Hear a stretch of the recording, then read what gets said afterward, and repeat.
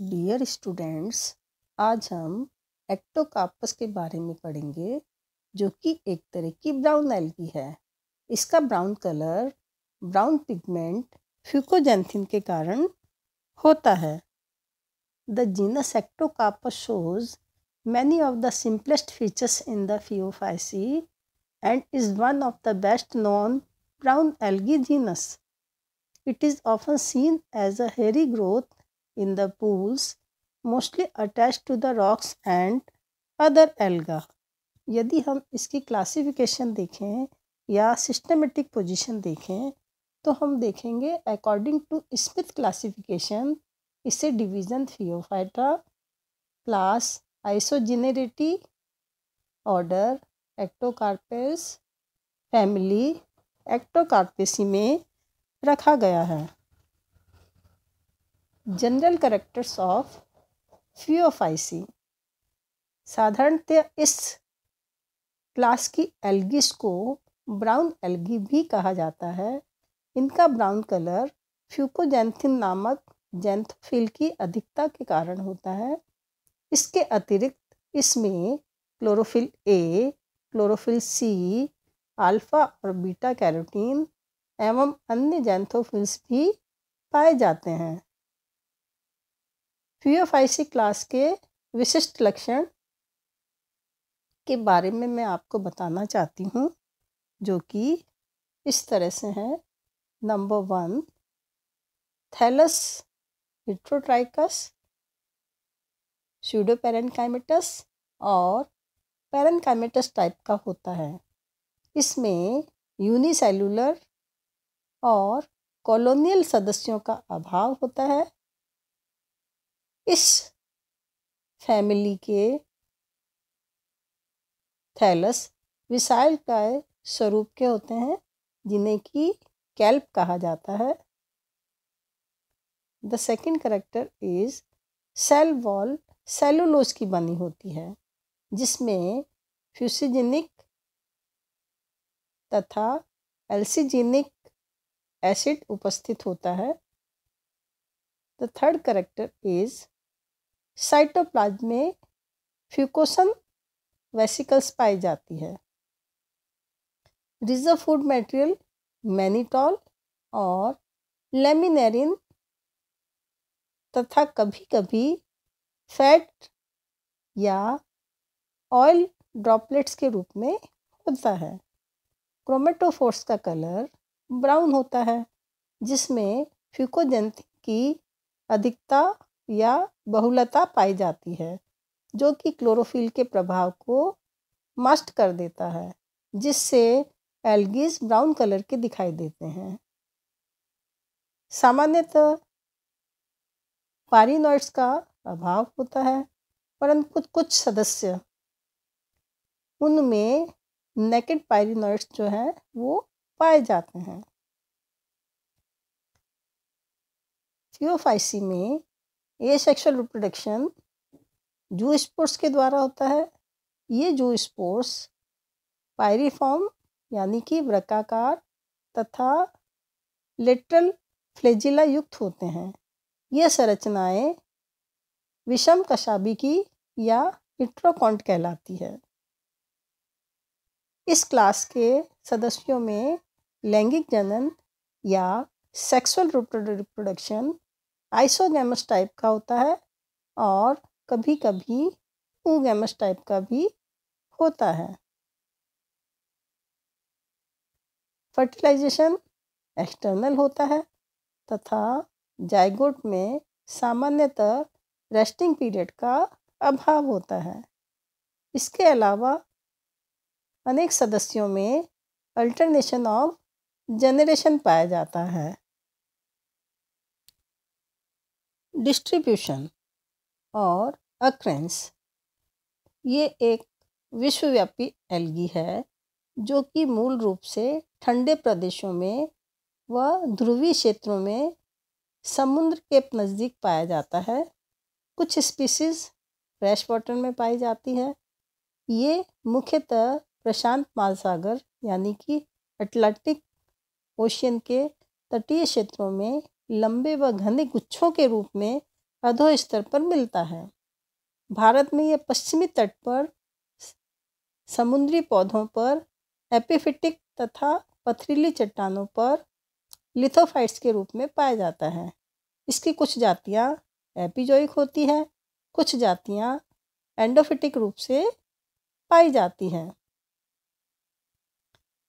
Ectocarpus coniferous, Ectocarpus टोमेंटोसस, Ectocarpus ब्रीवीआर्टिकुलेटस सामान्यतः Fucus व laminaria की जातियों पर एपिफिटिक रूप से पाई जाती हैं।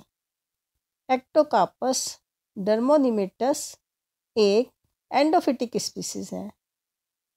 एक्टोकार्पस वेलेनटी, एक्टोकार्पस फैसिकुलेटस, ये दोनों जातियाँ मछलियों के पंखों यानी कि फिन्स पर हल्की परजीवी माइल्ड पैरासाइट के रूप में पाई जाती हैं।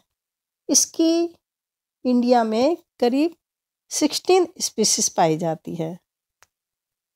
अब हम एक्टोकार्पस की मॉर्फोलॉजी यानी कि इसकी थैलस स्ट्रक्चर के बारे में पढ़ेंगे।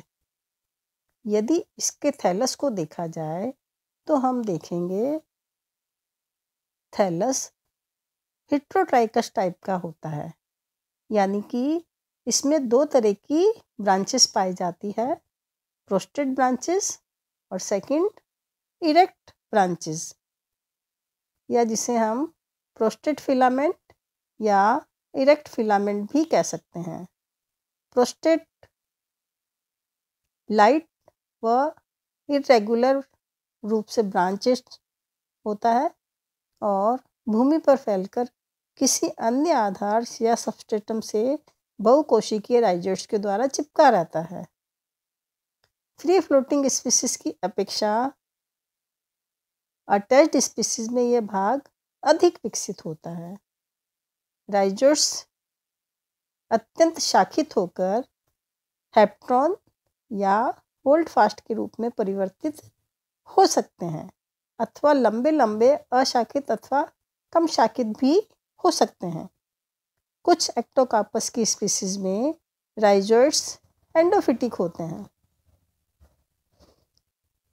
प्रोस्टेट सिस्टम की ब्रांचेस के समकोण पर इरेक्ट फिलामेंट भी पाए जाते हैं। ये सब एक दूसरे से सेपरेट होते हैं, परंतु फिलामेंट प्रायः यूनिसीरिएट तथा इरेगुलर रूप से ब्रांच होते हैं। ब्रांचिंग लेटरल होती है, जो कि अनुप्रस्थ पट यानी कि ट्रांसवर्स सेप्टा के नीचे विकसित होती हैं। सेल स्ट्रक्चर, प्रत्येक सेल यूनिन्यूक्लिएट होती है तथा दो स्तरीय सेल वॉल के द्वारा घिरी रहती हैं। अंतःपरत सेलुलोज और बाह्य परत जिलेटिनस पैक्टिक पदार्थों की बनी होती हैं। पैक्टिक स्तर में दो मुख्य घटक एल्जीन और फ्लूकोइडीन पाए जाते हैं। इन पदार्थों की उपस्थिति से फियोफाइसी क्लास की सेल वॉल एक विशिष्ट कैरेक्टर शो करती है। भीतरी भाग में प्लाज्मा झिल्ली से घिरा हुआ प्रोटोप्लास्ट पाया जाता है, जिसमें सेंटर में एक न्यूक्लियस स्थित होता है। साइटोप्लाज्म में इरेगुलर शेप के रिबन शेप्ड और डिस्कोइड क्रोमेटोफोर्स पाए जाते हैं। इसके अलावा क्रोमेटोफोर्स में क्लोरोफिल ए, क्लोरोफिल सी के अतिरिक्त फ्यूकोजैंथिन अधिक मात्रा में पाया जाता है। फ्यूकोजैंथिन की अधिकता के कारण ही क्रोमेटोफोर्स का कलर ब्राउन या गोल्डन ब्राउन दिखाई देता है। प्रत्येक क्रोमेटोफोर्स में एक प्रोजेक्टेड पायरिनोइड्स पाए जाते हैं। एक्टोकार्पस में साइटोप्लाज्म में फ्यूकोसन वेसिकल्स भी पाई जाती है। इन्हें फाइसोइड भी कहते हैं। सेल में reserve food material laminarin, starch और मैनीटोल के रूप में होता है। थैलस की ग्रोथ कई प्रकार से होती है। प्रोस्टेट भाग में एपिकल ग्रोथ पाई जाती है। इरेक्ट पार्ट में इंटरकैलरी ग्रोथ पाई जाती है, जिसमें इंटरकैलरी मेरिस्टेम ऊपर की ओर तथा नीचे की ओर ट्रांसवर्स रूप से न्यू सेल्स बनाती हैं। इंटरकैलरी मेरिस्टेम हेयर्स तथा ब्रांचेस के आधार पर स्थित होती है। इसे ट्राइकोथेलिक ग्रोथ भी कहते हैं। कुछ स्पीसीज में मेरिस्टेमेटिक फिलामेंट के आधार पर स्थित न होकर इसके मध्य भाग में स्थित होती है। एक्टोकार्पस की बहुत सारी स्पीसीज ऐसी होती हैं जिनमें कि इरेक्ट सिस्टम में एपिकल ग्रोथ पाई जाती है।